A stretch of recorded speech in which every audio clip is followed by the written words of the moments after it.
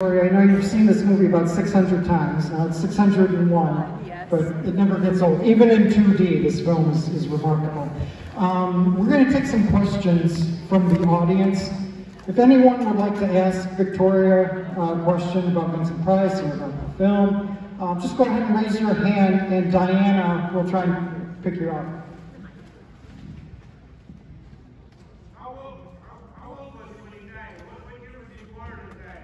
He died 29 years ago yesterday, and he was 82. He was born in 1911 and died in 1993 on October 25th. Yes?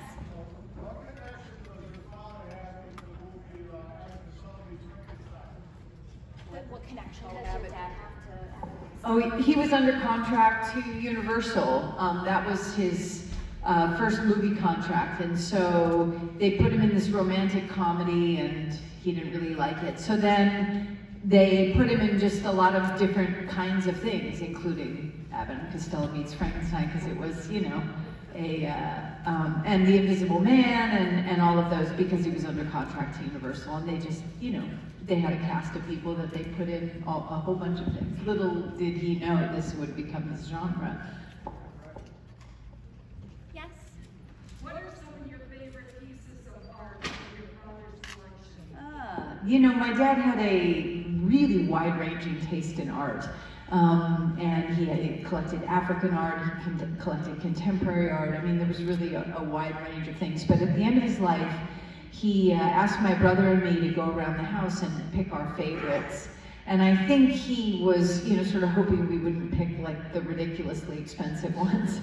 Not because of that, but just sort of, I think he wanted to make sure that we loved certain things. We weren't just thinking like, how can we line our pocketbooks? And so the few that I picked were things that had kind of an emotional meaning for me. Like there was this very simple piece of African art. It was just a piece of wood, and it was obviously a stick that someone had seen that reminded them of a woman's figure. Very simple, but it was like the Venus de Milo with arms, but out of a stick, you know, an African piece of art, so West African. So that was one of my favorites. The only one my brother and I both wanted was something that had been drawn for him. It was a gift for his 22nd birthday when he was at Yale. And he befriended, or this gentleman befriended him, James Thurber, the great American cartoonist and essayist.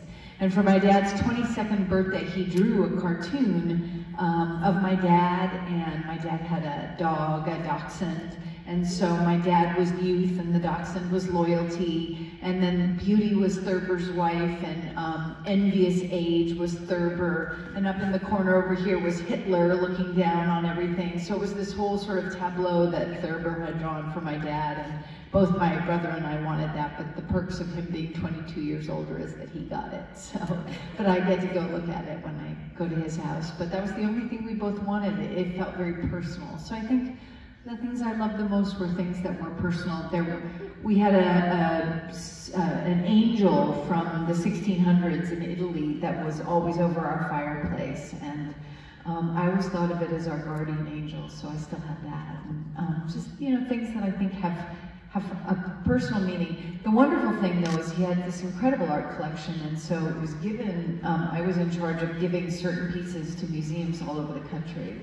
And one of them was, it's a wonderful story, and I'll tell it because you can go see this piece.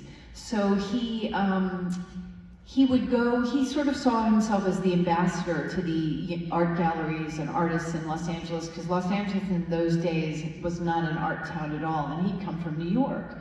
And so one day he heard about this new gallery opening up, and it wasn't really his taste in stuff. It was kind of French and flouncy, but he went in to welcome this woman.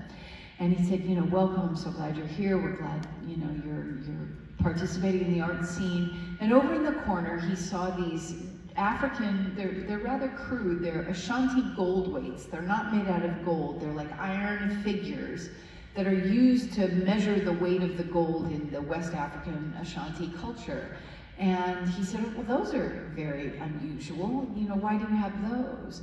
And the woman said, "Oh, those belong to my ex-husband, that son of a bitch."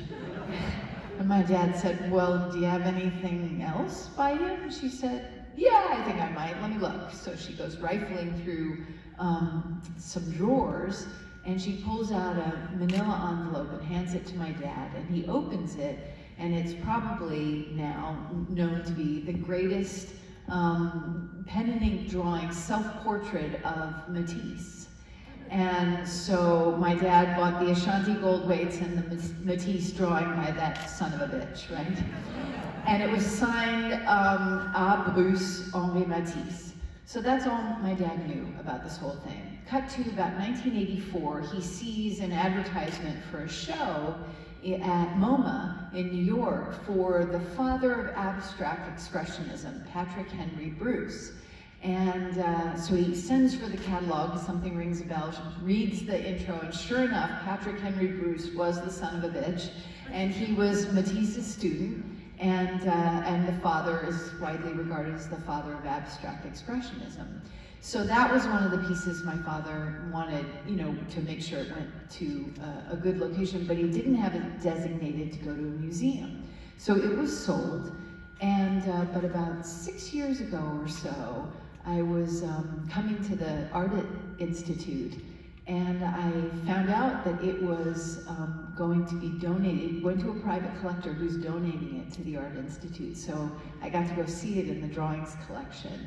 So there's 2 pieces of art here in the Art Institute that my dad owned. That one, the Matisse, and the other is this wonderful piece by, it hangs opposite the Grant Wood.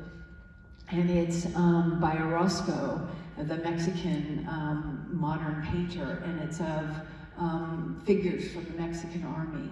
And my dad owned that when he lived in this little tiny apartment, and he realized that, you know, it was too important of a piece, so he ended up selling it, and it came to the Art Institute. So there's 2 pieces you can see that belong to my dad's collection. Yes, back there. Hello. Your father worked with so many of Hollywood's great names, Ronald Colman, Boris Karloff, I believe, and God knows how many others. Does he have any really close friendships, or just business relations?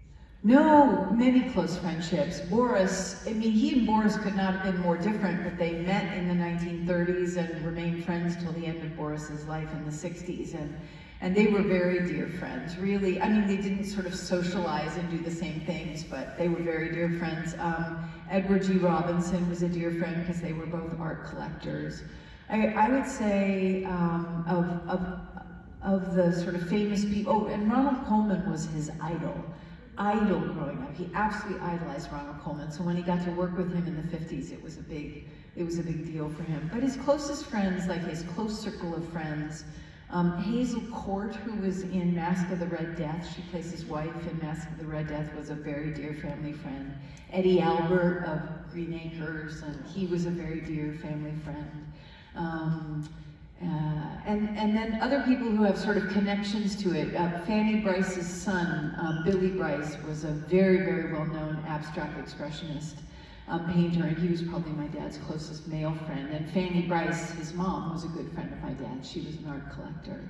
But you know, really there was not a person my dad met that he didn't like.